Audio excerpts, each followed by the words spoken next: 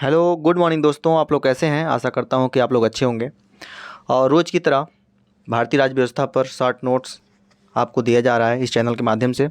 तो इसी क्रम में आज तीसरा है क्लास जो आपको हम पढ़ाएंगे। तो आइए देखते हैं तीसरी क्लास। चलिए, भारतीय संविधान की अनुसूचियाँ, शासन प्रणाली और राष्ट्रीय प्रतीक के बारे में चर्चा करेंगे दोस्तों। ठीक है, चलिए देखते हैं। चलिए दोस्तों, चलते हैं रोज़ की तरह आज भारतीय राज्य व्यवस्था की तीसरी वीडियो में, जो कि यह टॉपिक है अनुसूचियाँ एवं उनके विषय। तो अनुसूचियाँ और विषय के बारे में बताते हैं आपको। तो पहली अनुसूची आपको बता रहे हैं कि पहली अनुसूची में किसकी बात की गई है। तो पहली अनुसूची में राज्य एवं संघ राज्य क्षेत्र की बात की गई है, और दूसरी अनुसूची में राष्ट्रपति तथा अन्य उच्च अधिकारियों के वेतन के बारे में बात की गई है दोस्तों। और इसी क्रम में तीसरी अनुसूची है। तीसरी अनुसूची में शपथ या प्रतिज्ञान के प्रारूप के ऊपर बात की गई है दोस्तों। और चौथी अनुसूची में आपकी राज्यसभा में स्थानों का आवंटन, कि कौन कौन से स्थान किसको दिए जाएं, इन सब के बारे में चर्चा की गई है अनुसूची चौथी में। और आपकी पाँचवीं अनुसूची है दोस्तों।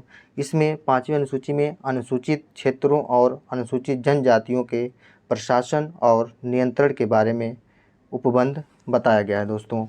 और आपकी छठी अनुसूची है। छठवीं अनुसूची में असम, मेघालय, त्रिपुरा और मिजोरम राज्यों के जो जनजातीय क्षेत्र हैं उनके प्रशासन के संबंध में उपबंध बताए गए हैं दोस्तों, कि उनका क्या उपबंध है, इन सब के बारे में बताया गया है।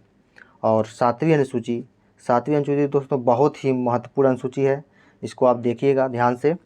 सातवीं अनुसूची में क्या कहा गया है कि सातवीं अनुसूची में संघ सूची, राज्य सूची व समवर्ती सूची में केंद्र एवं राज्य के मध्य जो शक्तियों का विभाजन है, इन सभी को सातवीं अनुसूची में बताया गया है।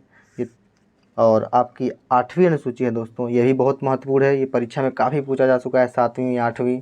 तो आठवीं आइए देखते हैं। आठवीं में है कि भाषाएं, हमारे संविधान में कितनी भाषाएं हैं उन बारे में बताया गया। जैसे इस समय संविधान में 22 भाषाएँ हैं, उनके बारे में बताया गया दोस्तों। और अगली अनुसूची है नौवीं अनुसूची। नौवीं अनुसूची में कुछ अधिनियमों और विनियमों का विधि मान्यकरण, इन सब के बारे में बताया गया है। विधि मतलब कानून के बारे में, इन सब के बारे में, विधि क्या है, नियम क्या है, इनके बारे में बताया गया दोस्तों। और 10वीं अनुसूची है आपकी, और इसमें क्या बताया गया है। 10वीं अनुसूची में दल परिवर्तन के आधार पर अयोग्यता के बारे में बताया गया है दोस्तों। और आपकी इसी क्रम में 11वीं अनुसूची है, जो बहुत ही महत्वपूर्ण है। जो महत्वपूर्ण बता रहे हैं दोस्तों, उसको ध्यान से पढ़िएगा, ये बहुत ही महत्वपूर्ण है। इसमें 11वीं अनुसूची में पंचायतों से संबंधित प्रावधान किए गए हैं दोस्तों। और अंतिम अनुसूची है आपकी 12वीं अनुसूची। 12वीं अनुसूची में बताया गया दोस्तों नगर पालिकाओं से संबंधित उपबंध क्या क्या है, इस 12वीं अनुसूची में बताया गया है। तो इस संविधान में पूरी 12 अनुसूचियाँ हैं, जिसने आपने क्रम वाइज देख लिया दोस्तों। तो चलिए आगे चलते हैं और देखते हैं कि भारत की क्या शासन प्रणाली है, उनके बारे में हम बात करेंगे दोस्तों। तो देखिए, शासन प्रणाली में दो रूप हैं दोस्तों, एक प्राचीन रूप और एक आधुनिक रूप। तो आधुनिक रूप और प्राचीन रूप में तो हम आपको पहले बताते हैं प्राचीन रूप। प्राचीन रूप में राजतंत्र होता था, जहाँ राजा का शासन होता था, उसे राजतंत्र कहते हैं दोस्तों। उसमें शासक क्या होता था, राजा होता था। और इसमें पद आनुवंशिक होती थी, राजा का लड़का राजा बनेगा, ये होता था दोस्तों। और इसमें सत्ता का जो स्रोत था उस समय राजा होता था, वो निर्णय लेने का था, वो राजा ही निर्णय लेता था। और इसके उदाहरण के रूप में आपको बता दें कि ये कौन कौन से देश में ये प्राचीन रूप लागू है। तो सऊदी अरब, यूएई, ओमान, कतर, भूटान आदि देश हैं, जहाँ पे आज भी ये प्राचीन रूप राजतंत्र लागू है दोस्तों। तो शासन प्रणाली में दूसरा है आपका आधुनिक रूप। तो आइए देखते हैं आधुनिक रूप। आधुनिक रूप में लोकतंत्र होता है दोस्तों। लोकतंत्र का मतलब जनता का शासन, जहाँ जनता का शासन होता है, उसे लोकतंत्र कहते हैं दोस्तों। यहाँ पे प्रधानमंत्री और राष्ट्रपति होते हैं, जो जनता के द्वारा चुने जाते हैं। और इसमें पद योग्यता क्या है, पद योग्यता आधारित होती है, जनता के द्वारा ही उनकी चुने जाते हैं दोस्तों। और इसमें सत्ता का स्रोत जनता होती है। तो उदाहरण के लिए देखें दोस्तों, इसमें America, Britain, Bharat, Canada, France आदि देश हैं, यहाँ पर लोकतंत्रात्मक प्रणाली है दोस्तों, जो शासन प्रणाली है यहाँ पर लोकतंत्रात्मक शासन प्रणाली है दोस्तों। और आगे चलिए देखते हैं कि लोकतंत्रात्मक शासन प्रणाली के मुख्य रूप क्या क्या हैं। इसमें दो मुख्य रूप है दोस्तों, अध्यक्षीय और संसदीय। तो आपको दिखाते हैं पहले अध्यक्षीय।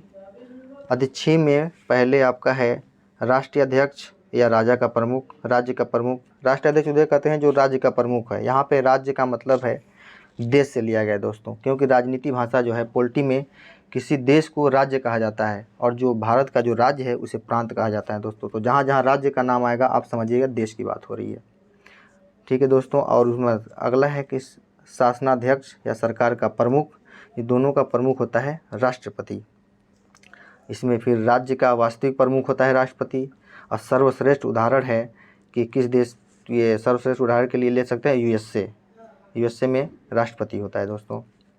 और अगला लोकतंत्रात्मक शासन प्रणाली के मुख्य रूप में अगला है संसदीय प्रणाली। इसमें देखते हैं दोस्तों, इसमें क्या है कि राष्ट्राध्यक्ष राज्य का प्रमुख होता है और शासनाध्यक्ष सरकार का प्रमुख होता है। तो राष्ट्रीय अध्यक्ष में देखते हैं कि यहाँ पे राष्ट्रपति होता है अर्थात राजा होता है। जैसे भारत में अपने यहाँ राजा है, भारत में अपने यहाँ राष्ट्रपति है और ब्रिटेन में राजा है। इसमें आगे कि राज्य का नाम मात्र का प्रमुख होता है। जो राष्ट्रपति होता है ये राज्य का नाम मात्र प्रमुख होता है, राज्य बोले तो भारत या देश। और इसमें और शासनाध्यक्ष सरकार का प्रमुख में प्रधानमंत्री होता है, जो सरकार का प्रमुख होता है प्रधानमंत्री होता है। और राज्य का वास्तविक प्रमुख होता है प्रधानमंत्री। इन दोनों का सर्वश्रेष्ठ उदाहरण की बात करें तो ब्रिटेन और भारत है। चलिए आगे चलते हैं दोस्तों। तो देखें दोस्तों, दिया है कि राज्य के महत्वपूर्ण तत्व, किसी भी क्षेत्र विभाग को राज्य होने के लिए क्या क्या चीज़ें महत्वपूर्ण हैं। तो इसमें 4 चीज़ महत्वपूर्ण होनी चाहिए, तो वो राज्य होगा। राज्य बोले तो देश होगा। यहाँ संप्रभुता होनी चाहिए, जनसंख्या होनी चाहिए, एक भूभाग होना चाहिए और वहाँ पर शासन चलाने के लिए एक सरकार होना चाहिए। तो ऐसे भूभाग, ऐसे क्षेत्र को वो राज्य कहते हैं अर्थात देश। फिर आगे चलते हैं दोस्तों, दिया है कि परीक्षा उपयोगी महत्वपूर्ण प्रश्न हैं जो वन लाइनर हैं, आपको दिखाते हैं, देखिएगा ध्यान से। पहला पॉइंट है संसदीय शासन प्रणाली का दूसरा नाम क्या है। तो दूसरा नाम है मंत्रिमंडलीय शासन प्रणाली। अगला पॉइंट है आपका अध्यक्षीय शासन प्रणाली का दूसरा नाम क्या है। तो राष्ट्रपतीय शासन प्रणाली। अगला पॉइंट है दोस्तों, आइए देखते हैं कि संसदीय शासन प्रणाली का जनक किसे माना जाता है। तो ब्रिटेन को माना जाता है दोस्तों। और अगला पॉइंट है, आइए देखते हैं कि भारत में सत्ता का एकमात्र स्रोत कौन होता है दोस्तों। तो भारत में सत्ता का एकमात्र स्रोत है जनता। और अगला पॉइंट है आपका भारत एक गणतंत्र है, इसका क्या आशय है दोस्तों। गण माने जनता, तंत्र माने शासन, तो गणतंत्र। और राज्य का प्रमुख राष्ट्रपति होता है जो जनता के द्वारा निर्वाचित होता है दोस्तों। और अगला पॉइंट है आपका भारतीय संघवाद को सहकारी संघवाद किसने कहा। तो जी ऑस्टिन ने कहा था दोस्तों। और अगला पॉइंट है आपका अंतिम पॉइंट है भारत को अर्ध संज्ञानात्मक राज्य किसने कहा। तो केसी व्हीलर ने कहा। ये बहुत ही महत्वपूर्ण क्वेश्चंस हैं दोस्तों, इसे ध्यान से देखिएगा। चलिए आगे चलते हैं। भारत के राष्ट्रीय प्रतीक, देखिए दोस्तों, राष्ट्रीय ध्वज तिरंगा, इसके बारे में आपको डिटेल बताते हैं। ये पहला है भारत का राष्ट्रीय प्रतीक तिरंगा, जिसकी अभिकल्पना किसने किया था या इसके डिज़ाइन किसने दिया था। तो पिंगली वेंकैया ने दिया था। और इसकी लंबाई और चौड़ाई की बात करें तो लंबाई और चौड़ाई का जो अनुपात है दोस्तों वो 3:2 होता है। और इसे कब अपनाया गया था। तिरंगे को 22 जुलाई 1947 को अपनाया गया था। और इसमें रंग की बात करें, इसमें 3 रंग होते हैं। तो आइए क्रम वाइज देखते हैं। जो केसरिया रंग है वो साहस बलिदान का प्रतीक है।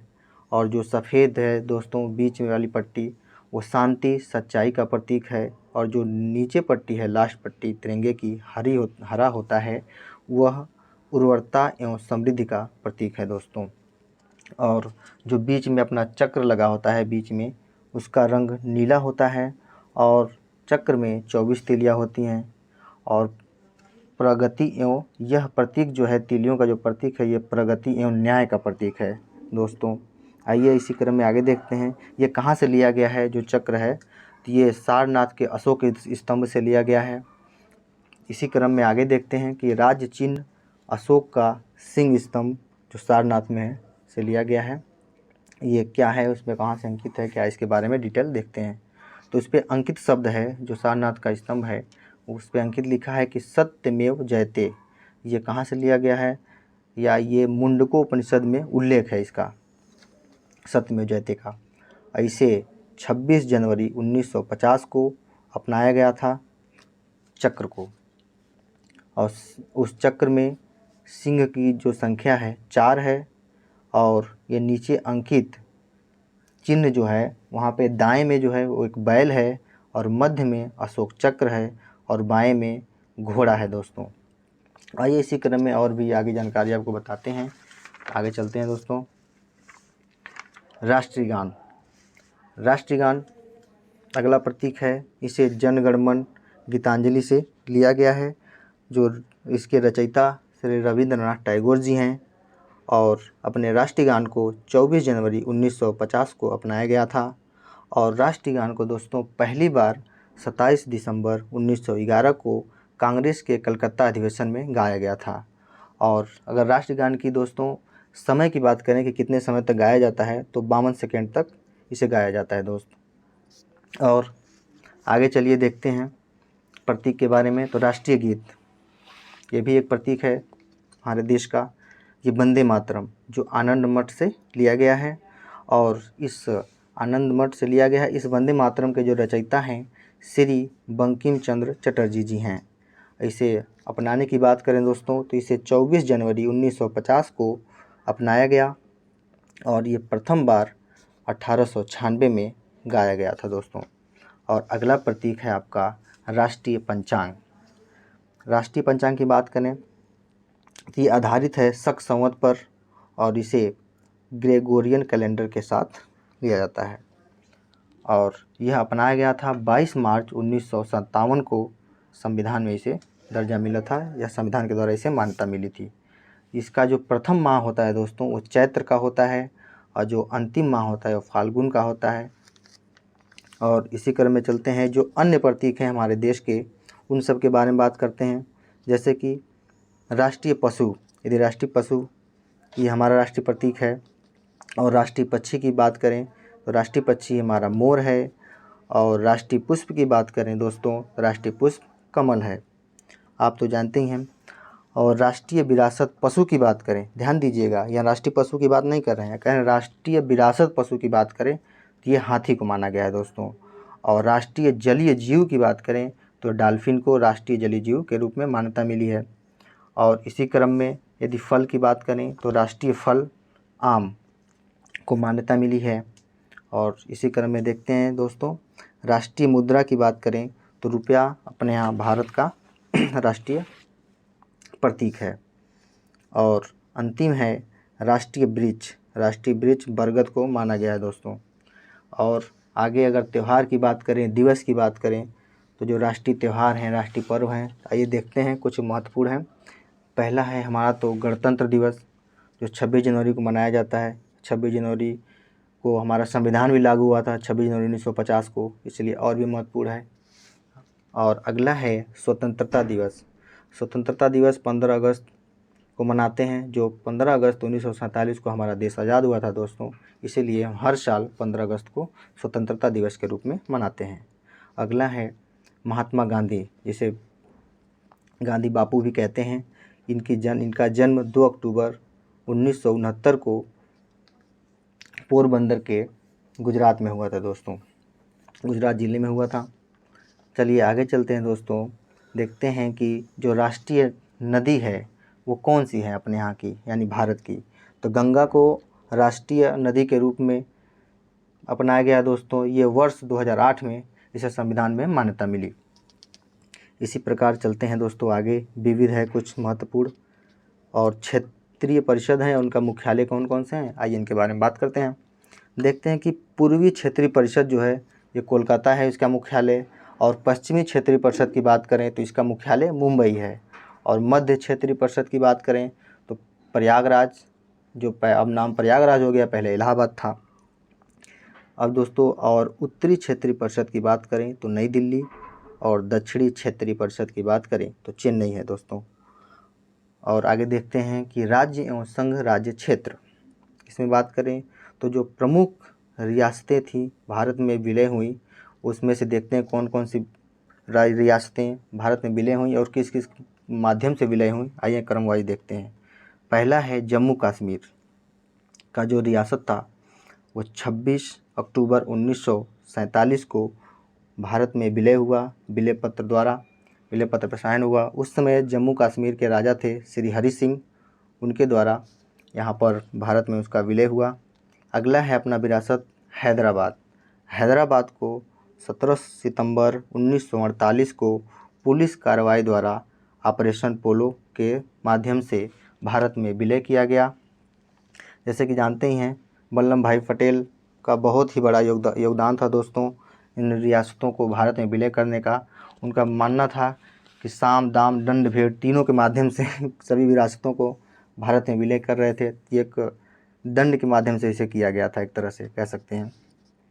अगला है आपका जूनागढ़ का विलय। जूनागढ़ का विलय बहुत ही इंपॉर्टेंट है। इम्पॉर्टेंट तो ये सभी हैं दोस्तों, लेकिन देख लीजिए जूनागढ़ का विलय बहुत ही इंपॉर्टेंट है। ये 9 नवंबर 1947 को भारत सरकार नियंत्रण नवाब की परिषद के अनुरोध पर इसका विलय हुआ भारत में।